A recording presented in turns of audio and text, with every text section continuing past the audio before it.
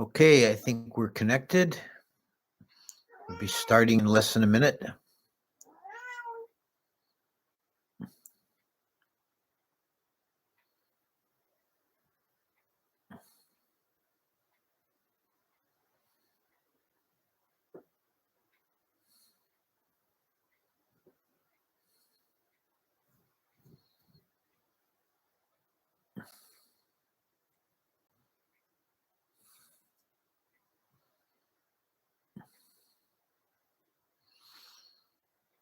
Okay. Namo tassa bhagavato arahato sama sambuddhasa. Namo tassa bhagavato arahato sama sambuddhasa. Namo tassa bhagavato arahato sama sambuddhasa.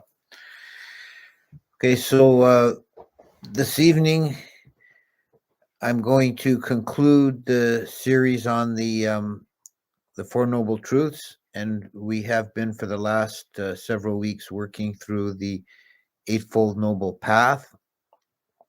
And we're down to the last path factor today, which is Samadhi,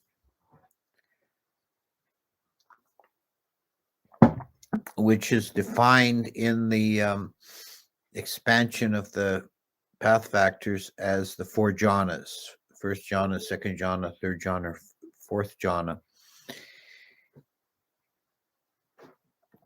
So I'd like to begin by talking a bit about what is meant by the word samadhi. This is most often translated as concentration, and I really do not like that translation. I try to keep away from using it. I generally just leave the word untranslated. The definition in the old texts like the Visuddhimagga and the Abhidhamma, when samadhi is defined, it's defined as stability of mind, stillness. One phrase that's used is non-wavering. So this is quite different than concentration. And I see in people who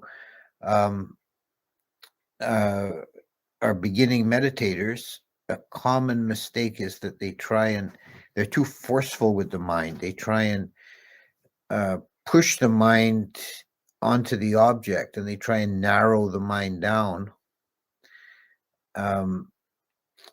to focus in on the object, like in a narrow kind of beam. I think this is entirely the wrong approach. I think it's wearying to the mind, and the person is not able to sustain the practice. Samadhi should feel bright and alert and awake, and the mind is not narrow but is expansive. It's wide open, but it's filled with a single object. It's not moving. It's not going from object to object. So it's good to think of the mind as a vast open space, and you're trying to fill that space with the object. It's better to think of letting the object fill the mind rather than putting the mind on the object. Now let the mind be still and let the object come to you. With breath meditation, I think a good kind of visual image or metaphor is you imagine the mind is this vast open space, and the breath is the waves of the ocean filling up this vast space to the exclusion of everything else. So when one is practicing samatha meditation, which is the meditation that requires the depth of samadhi and leads into the jhanas, the skill to be learned is the skill of non-attention. That is, anything else which arises to the mind other than the chosen object, whether it's the breath or a mantra or the kasina, anything else that arises to the mind, one must learn the art of disregarding it, letting it fade away by non-attention. Not to show any interest, even a negative interest. Like, don't get upset by the fact that your mind is throwing up daydreams or what have you. Just disregard them and let them fade away into the background.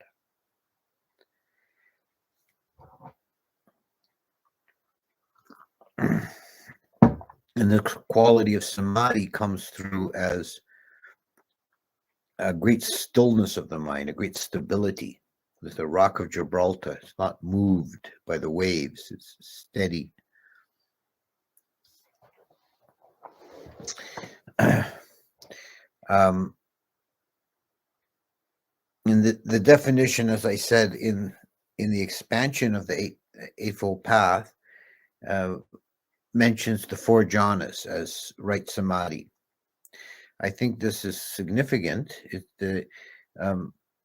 Some modern commentators will tell you that the jhanas are not important; they're secondary. It's not an essential part of the path. But this is not the way the Buddha taught.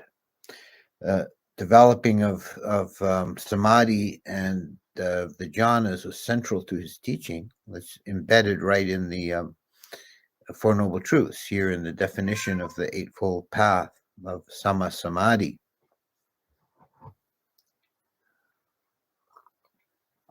It's also significant that whenever in English you see English renditions of the translations of the Pali Canon, if you see the verb to meditate, he meditates, so forth, it's usually translating the verb janeti, which could be rendered as to do jhana. So to do jhana is synonymous with meditation.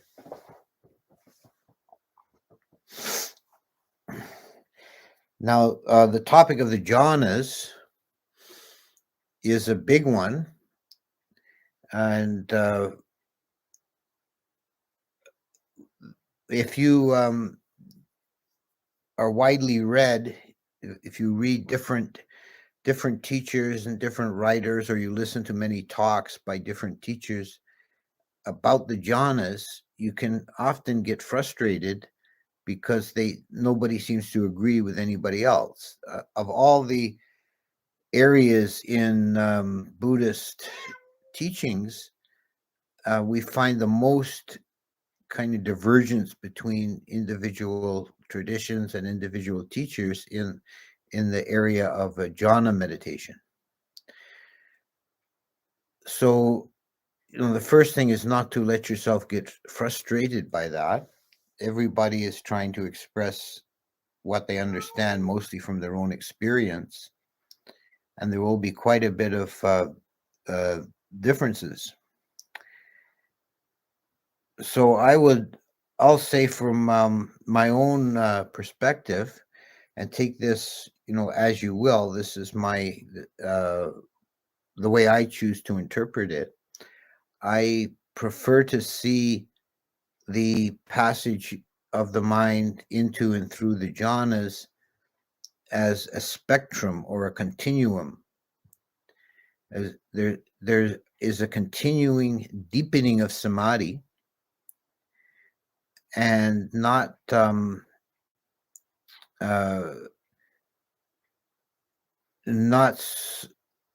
these neatly defined states, as you could be led to believe by a superficial reading.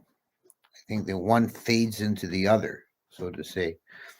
So this accounts for a lot of the discrepancy between different teachers, because if you imagine the passage of deepening samadhi as a spectrum, the definition of what constitutes first jhana or second jhana, for example, is somewhat arbitrary, where we put the signposts. And someone may put the signposts a little further back and some a little further forward. But it's still the same road or the same spectrum where you're just getting deeper and deeper samadhi.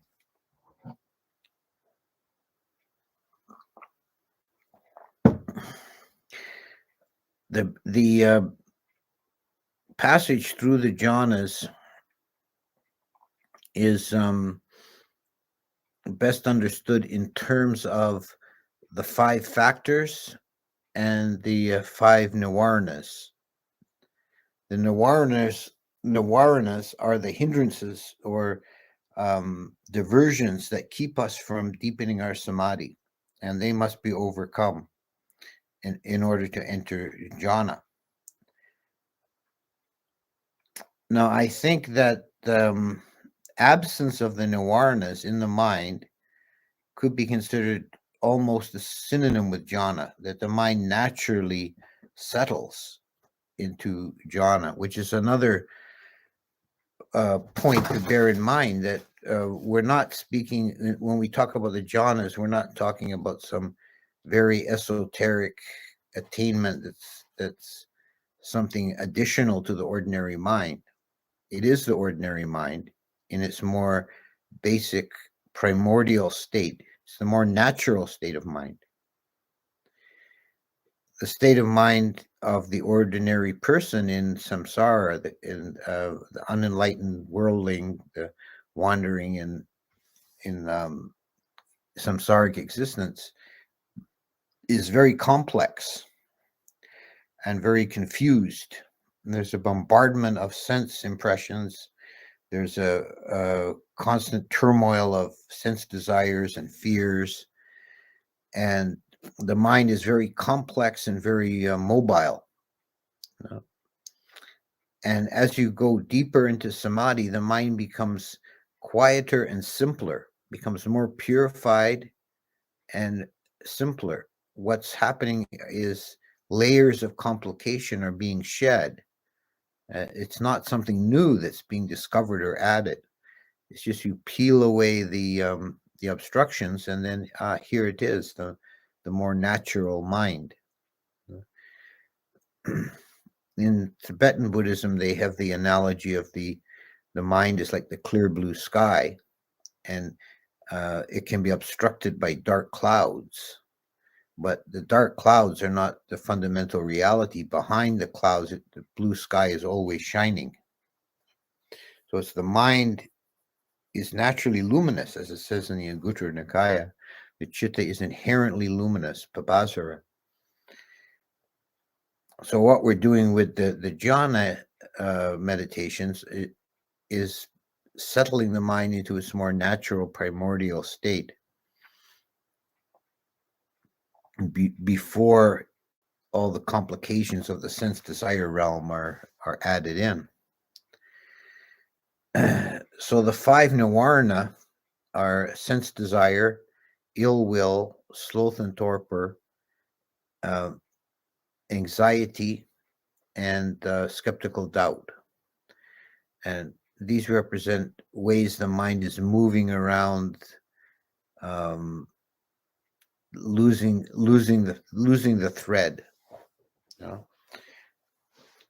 And when these are not present, the mind, as I say, naturally settles into deeper samadhi. So when you're trying to develop meditation, be on alert for these.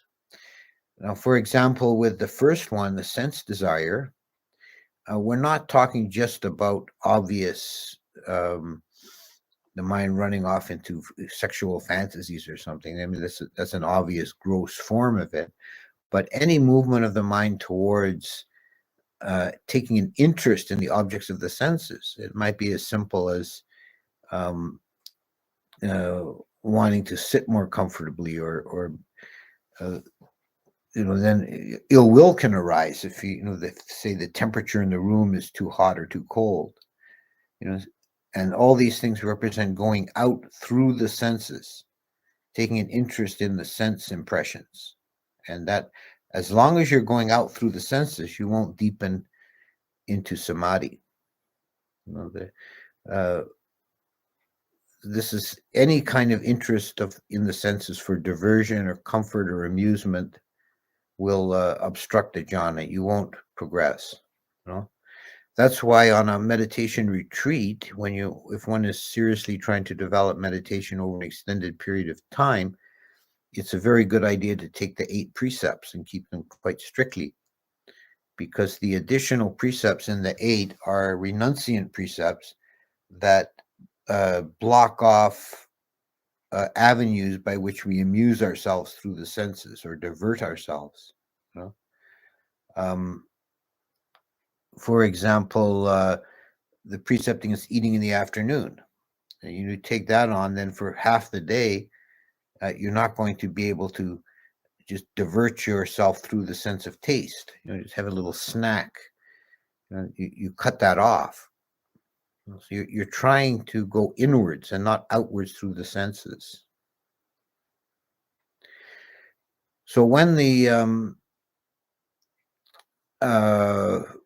5 hindrances are absent from the mind, when they're made quiescent, then it's possible that the mind will deepen samadhi to the point that we call first jhana, which is separated to a large degree from the sense bases and is marked by the 5 factors: vitaka, vichara, piti, sukha, and ekaggata. And it's worth talking a bit about the definitions of these. Vitaka and vichara go together as closely related factors. Vitaka is the initial movement of the mind towards the object, and vichara is the steady holding of the object. So together they represent the energies that manipulate objects in the mind. And outside of samatha meditation, in ordinary waking consciousness, they are the energies that manipulate objects in the mind, allowing for thought and speech. So when vitaka and vichara are still present in the mind, there's still some thought formation. So first jhana is not free completely of thought formation. Piti and sukha are 2 forms of pleasant feeling that arise from deep meditation. Piti is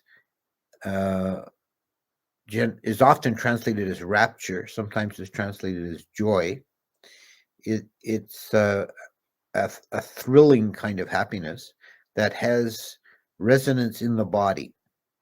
It's actually technically a mental state. It's a refined kind of vedana, but it does have this effect on the body. So you will feel correlated sensations, physical sensations in the body, like spine rushes or goosebumps, tingles. The highest form of piti is the uplifting piti, when the body feels so light it feels like you're floating.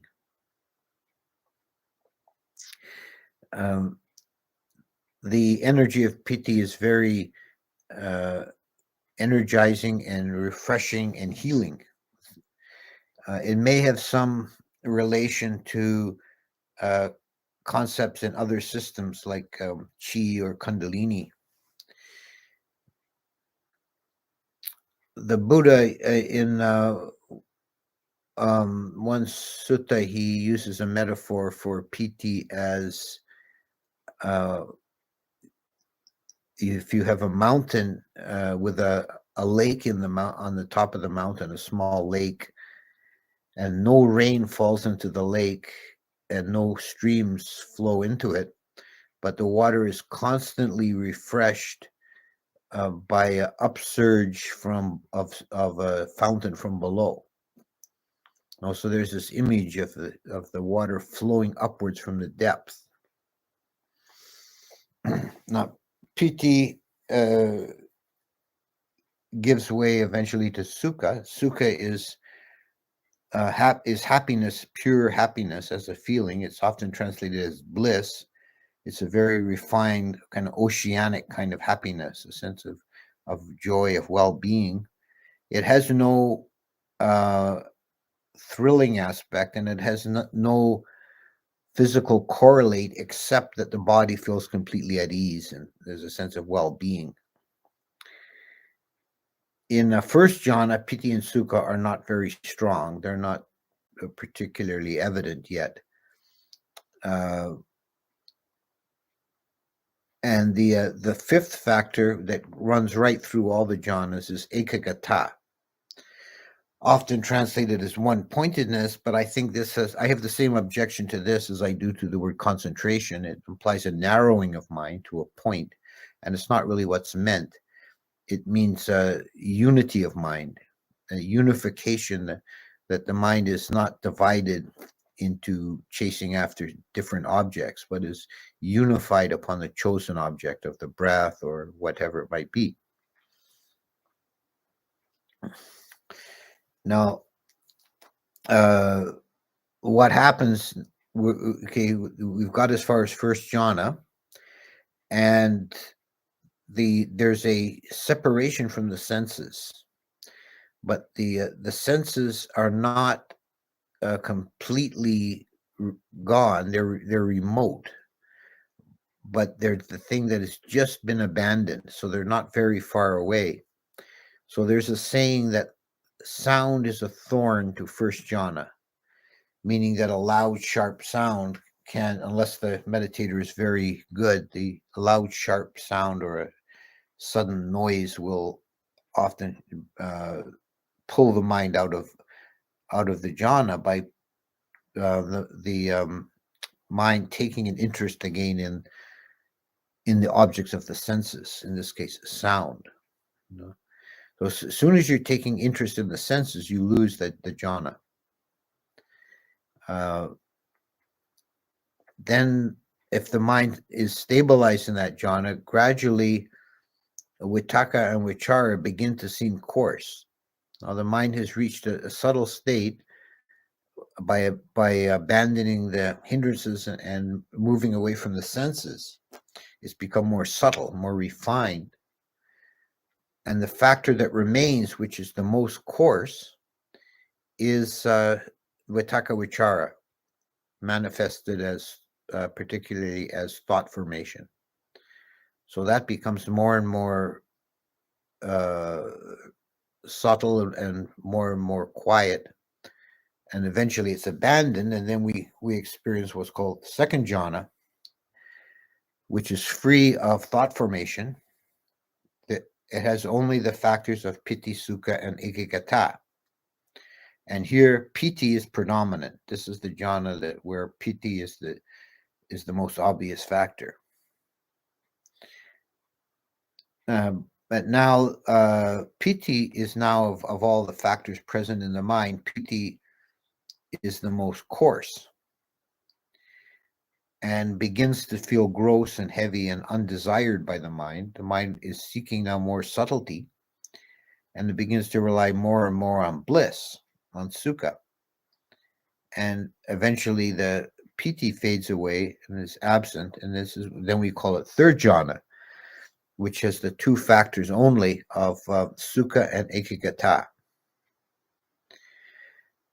But eventually even bliss starts to seem coarse, and the mind wants an even more peaceful state, and the bliss is replaced by upekkha, or equanimity, a profound peacefulness of the mind. And this is the fourth jhana, ekagata and upekkha. So let's look at that sequence. What we're seeing continually is a movement from the coarse to the subtle, and we're seeing a removal of factors, a simplification. So there's a purification and a simplification. The most complicated state is the ordinary state of the mind, which is the for a human being, our default ordinary consciousness is classed as being on the level of sense experience. Once we're into first jhana, we've translated that to the level of form. And this has a correspondence in the cosmology. The level of sense experience is the kama bhumi, is the human realm, the deva realm, animals, and etc. It's a very wide, diverse, complicated realm with some pleasure, some pain, but everything is dominated by the five senses. The next level up is the realm of form, the rupa bhumi, which is where the Brahma gods dwell.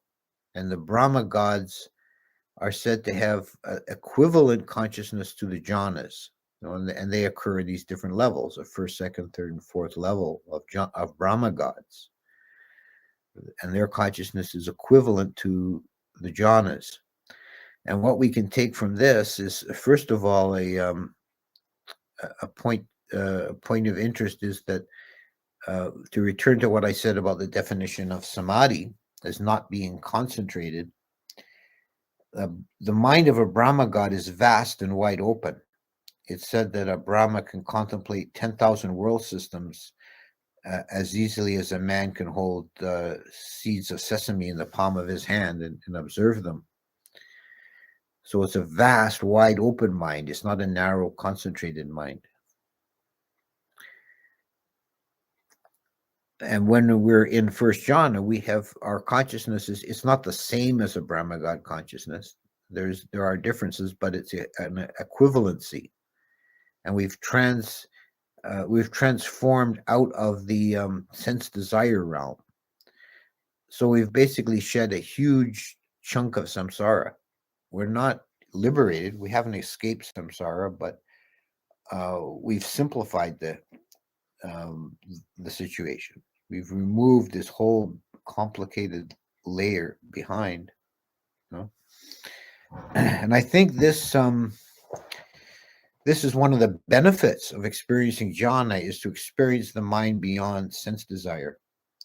And then that will give us a new perspective and a new understanding of our ordinary mind, when we emerge from jhana and go back about our business. It's like if you live in a town or a village at the bottom of a mountain, and you think you know the village quite well, you know all the streets and so on. But one day you climb the mountain and look down on the village, you get a brand new perspective of it, a new understanding. And when you return back to the village, it's never quite the same for you.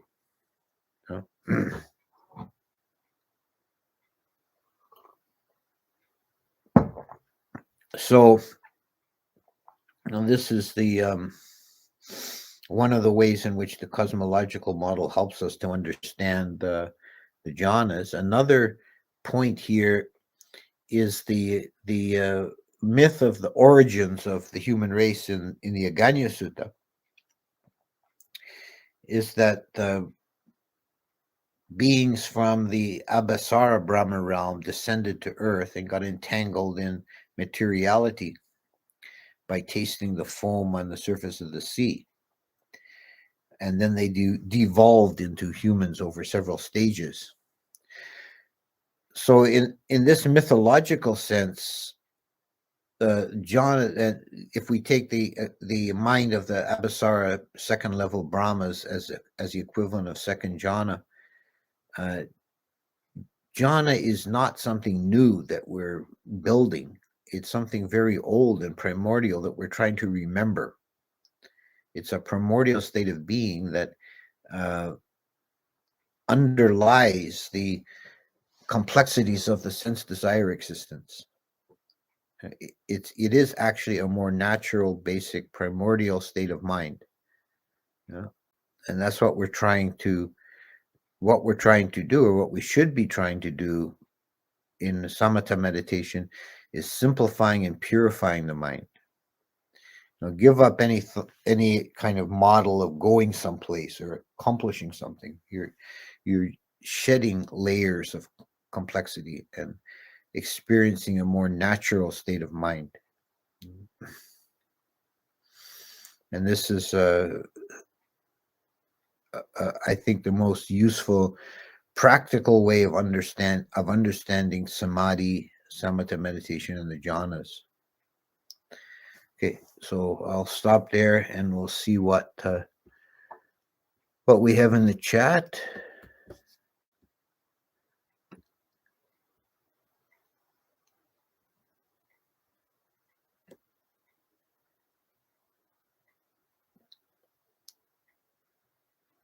Is that the ancient path that the Buddha claims to have found? In part, yes. I mean, it also includes the path that he found. Also, is the path of wisdom that we call a vipassana that leads to enlightenment. But this is all part of it.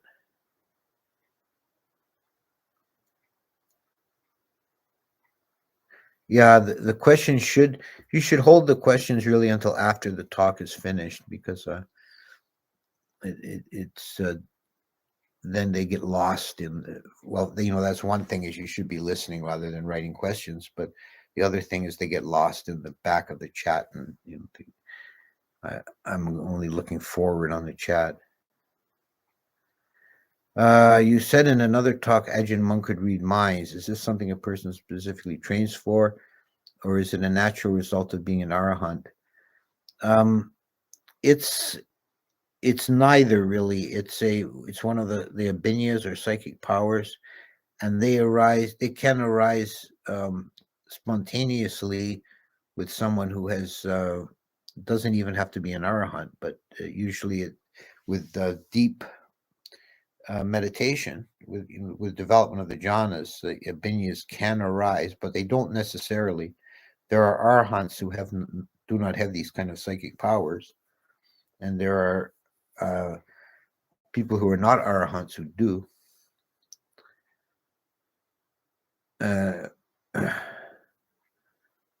Why would Brahmas care for sense experience if they were already content? They don't. They don't. They're not interested in sense experience.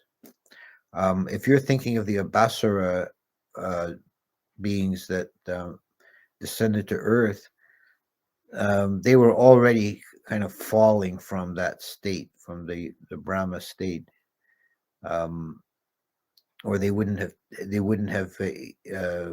had that desire arise to taste the earth substance. And there are, I also could say more generally, we can see, for example, in the extended biography of Baka, the Brahma Baka, that we find in the commentaries, going beyond what's written in the sutta. If we go into the commentaries, it talks about his past lives, and he had been a higher level Brahma,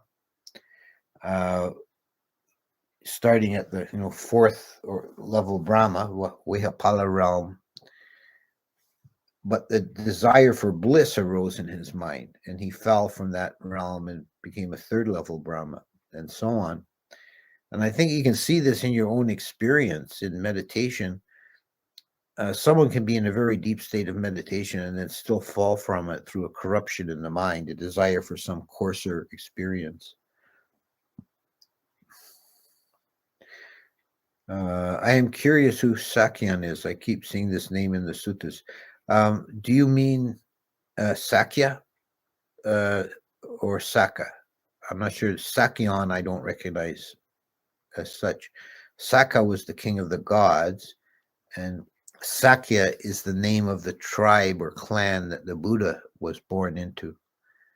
So it's quite different. I'm not sure what you mean by Sakyan.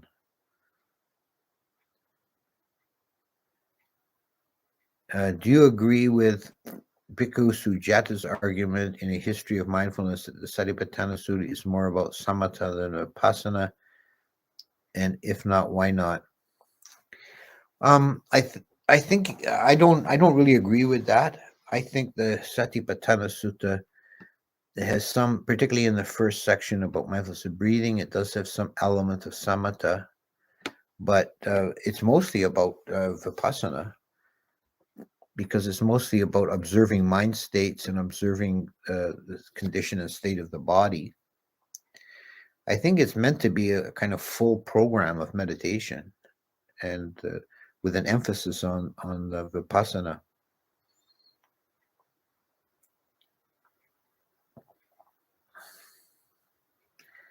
Is getting psychic powers just a matter of having the karma for it?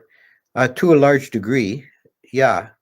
And there are even cases that of people who have some degree of psychic power without any meditation. They just spontaneously uh, arise. But uh, more often, it's a combination. You have the karma for it, and then you develop and refine the mind so that that karma can express itself. I thought a long time of becoming a monk, but I suspected discipline and difficulty might be too much for me. Such radical change gives me fear and anxiety. Is monkhood necessary? Um, no. Monkhood is necessary to become an arahant, I would say, but you can become a sotapanna as a layperson, and it's it's probably better to be a good layperson than to be a bad monk. Like if you become a monk with mixed feelings and you're not content with it, you probably would have been better off not doing that.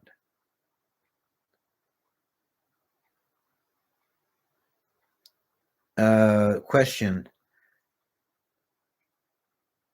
Yeka means one, agra means top. Can the meaning of ekagata be top? Yeka means one, agra means top. Can the meaning of ekagata be topmost importance? It's possible. See, the problem with translating a word like that is it's a poly compound.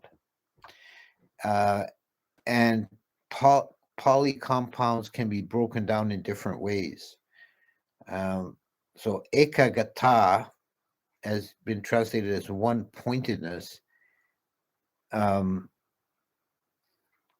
it could also be broken down to mean gone to unity. And I think that's the real, it's certainly the more useful meaning for practice. And I think it's grammatically defensible. Would begging be considered right livelihood for non-monastics? It's not a forbidden trade. I don't see it's not a wrong livelihood.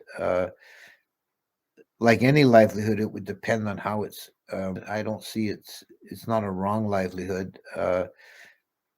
Like any livelihood, it would depend on how it's conducted. If you were an aggressive beggar bothering people, that could be considered wrong. Because, um, and we see that sometimes, but if you just make yourself available for receiving alms, it's not a wrong livelihood. There's actually some benefit to, because you're making an opportunity for other persons to make merit by donating. Does Theravada tradition have Mahasamadhi? Would you or Ajahn Sumedho know how to commit Mahasamadhi if you wanted to? Mahasamadhi, I'm not sure what you mean by that. I take it from the context. It doesn't sound like something we have in our tradition. It sounds like some kind of suicide. So no, we don't do that in our tradition. Does a layperson have to be practicing sexual abstinence in order to enter jhana? I think that it definitely helps, and if for a period of time when if one is doing extended meditation, it would be a great asset to take the 8 precepts, which would include celibacy. for that period of time.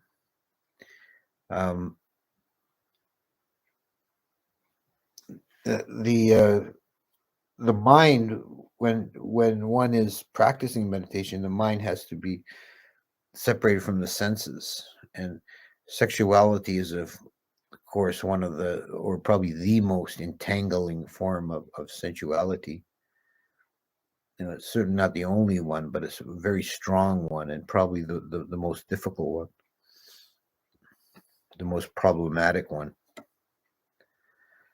Why do monastics have their names changed? Does it go back to the Buddhist time? Well, whenever the traditions vary from place to place. When a monk ordains, he's given a Pali name. It's a tradition that goes very far back. I see in the stories in the Buddhist time, the monks' names were not always changed, but sometimes they were. But we're given a Pali name at ordination as part of the procedure. Often monks don't use their Pali names very much. They'll like Ajahn Cha was his ordinary common name. His Pali name was Bodhidhyana, and you'll only see it in very rare usages, like in a book of his teachings. He'll be identified as Ajahn Cha Bodhidhyana. Do you agree some teachers' opinion that the 4 satipatthanas are bases where the Buddha taught dry insight? It could be. Although there is the first section of the Satipatthana Sutta dealing with breath meditation does seem to be samatha. So I wouldn't really call it dry insight, but I think that the main thrust of that sutta is vipassana practice. Sorry, I'm taking these questions a bit out of order because the scrolling on this thing jumped on me, but I'm going back now and got it back to a proper order, I think. Okay, just to tell, I'm reading biography of Ajahn Chah, and he tells an experience of jhana. He tells the one he feels the urge to meditate and the sound doesn't bother him anymore. Yeah, okay, that sounds like it's still there, but he becomes separated. Yeah, that sounds like definition of first jhana, because the meditator is beginning to become separated from the senses, and the senses become remote. You can't say they're completely cut off. Buddha says one who masters the iddhipadas can live for a kappa. How do we master the iddhipadas to do this? Okay, this passage has been discussed a lot, and it hinges on what the Buddha meant by a kappa. And the commentary takes the position that he doesn't mean a world kappa, doesn't mean like till the end of the world. A kappa, in its more general sense, just means an extent of time that could be applied to a human being. Then it's qualified as an ayu kappa, a lifespan. So the Buddha would, according to the commentary, what the Buddha was saying was that he could, with his mastery of the iddhipadas, he could live for a full human lifespan, which was defined as being 100 years, but not doesn't mean till the end of the world. It seems unlikely that he would do that, to live to the end of the world, that it would even be possible.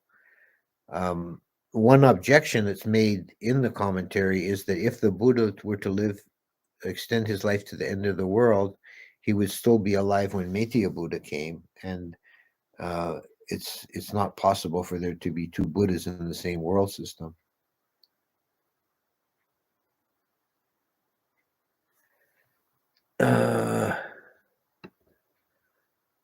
Doesn't the radio waves model of consciousness go against Orthodox Buddhism? Since Buddha says consciousness only arises due to a cause. No, I don't see how it violates that. I mean, it's when I use that, you're referring probably to something I said in a previous talk that I was talking about the relationship of brain and mind, and I was saying I don't think brain generates the mind, but it perceives the mind like it perceiving a radio wave. So it's not beyond cause. I was just using it in that narrow context of trying to understand the relationship between mind and brain.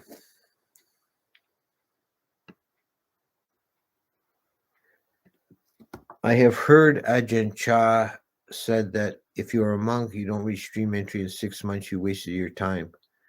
You agree with this? I don't know. I hadn't heard Ajahn Chah say that, but it doesn't sound. It sounds like something he might have said as a way of encouraging diligence in the monks.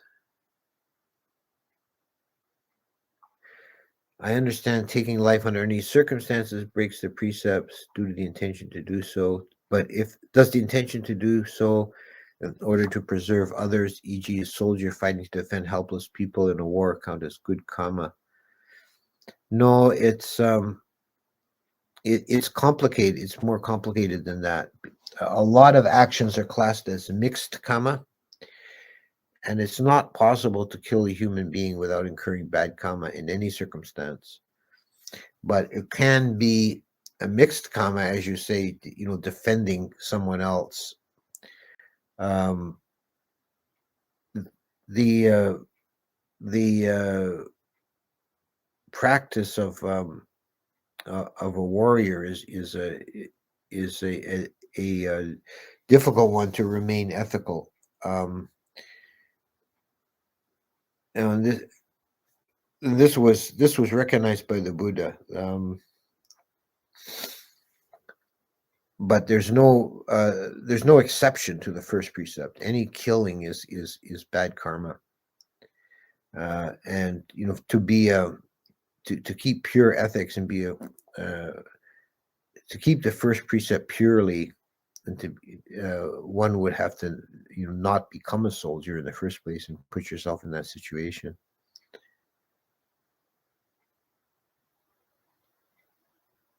Would you ever consider going into Samadhi on a mountain for 300 years in case Buddha's true teachings are lost and you can bring them back? There's a claim that somebody did that once. One of the early Buddhist schools made that claim. I think it's probably too late. For a layperson, is it beneficial to enter jhana before death? Yes, certainly. It'll tend to give you a higher rebirth. There's a record within Northern Buddhism that Kassapa was in extended samadhi inside a cave waiting for the next Buddha because of success at Idipada. I hadn't heard that about Kassapa. That's interesting.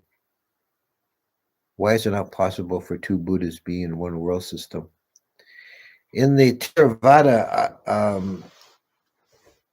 model of Buddhahood, it's considered to be an extremely rare and singular development, and there can only ever be one at a time. It's sort of like the impossibility of having this pure unified consciousness duplicated at once.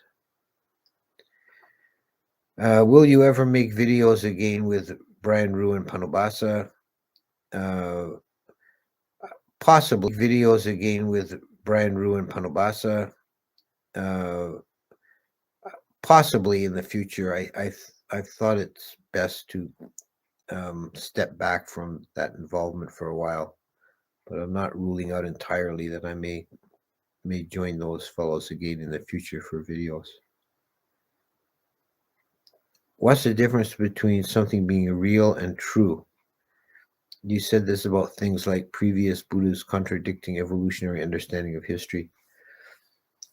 Yeah, I think people get too narrowly focused on kind of literal, what's literally true. There is a kind of a level of mythological truth that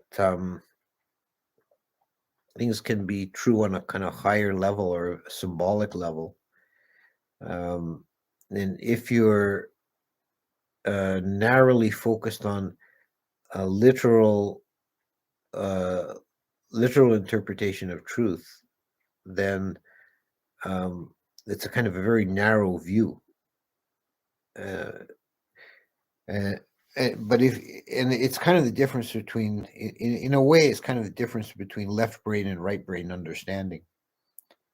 You know, the left brain wants to be very literal and dogmatic, and the right brain is more open to imagery and illusion, and but it's not capable of grasping detail. So the two are really two ways of understanding complement each other. Is a Brahma rebirth good for practice? Yeah, it doesn't hurt. A Brahma rebirth is a result of having mastery of the jhanas. Um,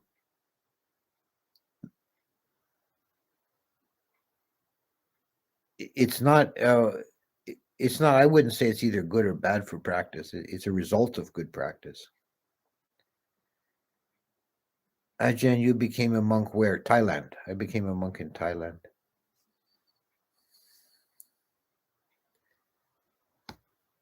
If Buddha is omniscient, then it's not speaking literal truth about everything, not a breaking of precept.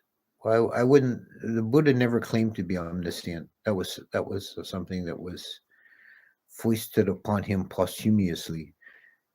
That wasn't a claim that he himself made.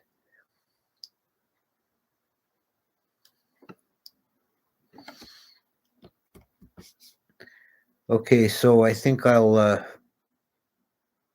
getting close to an hour. I think I'll call it there for this week, and we'll have to start something new. We've gone through the eight the four truths and the eight path factors, so I'll have to find a new project for next week. I am going to take. I'll warn you ahead of time. I am going to take a break from this in April. I won't be doing the whole month of April. I'll be offline. So, but I will return again after that. But we still have 6 weeks or so to go before that. Okay. Thank you, folks.